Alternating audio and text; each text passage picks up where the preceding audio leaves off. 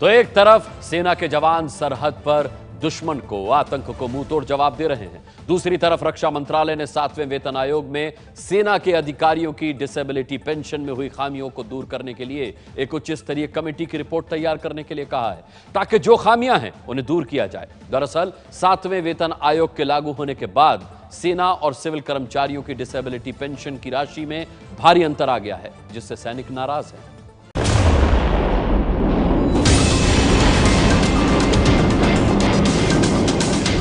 एक तरफ सैनिक देश की रक्षा के लिए रोजाना अपनी जान दांव पर लगा रहे हैं, तो दूसरी तरफ 7वें वेतन आयोग ने उनकी नाराजगी बढ़ा दी है। नाराजगी इसलिए क्योंकि इससे सेना और सिविल कर्मचारियों की डिसेबिलिटी पेंशन में मिलने वाली राशि का अंतर बहुत ज्यादा बढ़ गया है। जानकारी के मुताबिक सेना को डिसेबिलिटी पेंशन अब स्लैब के मुताबिक मिलती है, जबकि सरकारी कर्मचारियों को डिसेबिलिटी पेंशन उनकी सैलरी के प्रतिशत के हिसाब से मिलती है, और यही नाराजगी की सबसे बड़ी वजह है। सेना की बात करें तो पहला स्लैब है जवानों का, इन्हें डिसेबिलिटी पेंशन 12,000 रुपए मिलती है। दूसरा है जेसीओ यानी जूनियर कमीशन ऑफिसर का, इन्हें 17,000 रुपए मिलते हैं। और तीसरा स्लैब है अधिकारियों का, जिनके लिए डिसेबिलिटी पेंशन 27,000 रुपए तय है। पर सिविल कर्मचारियों को वेतन का 30% डिसेबिलिटी पेंशन के तहत मिलता है, यानी सेना का लेफ्टिनेंट हो या लेफ्टिनेंट जनरल, उसे 27,000 ही मिलेंगे। ये जो डिसेबिलिटी पेंशन है, ये देखिए सिविल ने, क्योंकि उनके मेंबर थे, उन्होंने परसेंटेज ऑफ बेसिक पे रख लिया और हमारे को स्लैब सिस्टम दे दिया। स्लैब सिस्टम में इतना ही बनता है और परसेंटेज में ज्यादा बनता है, तो इसलिए परसेंटेज हमारे फौज की भी होनी चाहिए। इस डिसेबिलिटी पेंशन को केंद्र सरकार ने सर्जिकल स्ट्राइक से अगले दिन यानी 30 सितंबर को ही लागू किया है।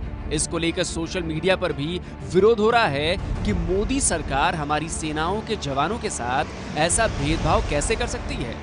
इसे ऐसे समझा जा सकता है, सेना और सिविल अधिकारी का वेतन अगर 2,25,000 रुपए है, तो सेना के अधिकारी को मिलेंगे सिर्फ 27,000 रुपए, जबकि सिविल कर्मचारी को मिलेंगे 67,500 रुपए। यानी पद बराबरी का है, पर दोनों अधिकारियों की डिसेबिलिटी पेंशन में अंतर करीब 40,000 रुपए का होगा। प्रधानमंत्री जी को देखना होगा, रक्षा मंत्री को देखना होगा, हमारे 3 चीफों को इसके बारे में लड़ना होगा, ताकि ये जो गलतियां हैं वो दूर हो जाए। सूत्रों की माने तो 7वें वेतन आयोग ने इस अंतर के लिए तर्क दिया था कि डिसेबिलिटी पेंशन लेने वालों की संख्या लगातार बढ़ती जा रही है, इसलिए सेना की विकलांगता पेंशन को स्लैब में बांध दिया गया है।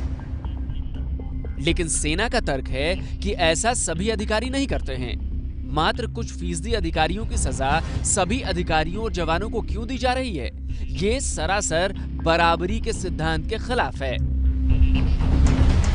तर्क तो ये भी दिया जा रहा है कि सेना के जवान दुश्मन से लड़ने के लिए युद्ध के मैदान में जाते हैं, जबकि सरकारी कर्मचारी अपना काम दफ्तर में बैठकर करते हैं। ऐसे में डिसेबिलिटी पेंशन की दरकार किसे ज्यादा है, सेना के जवानों को या फिर सरकारी कर्मचारियों को? कैमरामैन मनोज त्रिपाठी के साथ नीरज राजपूत, एबीपी न्यूज़, दिल्ली।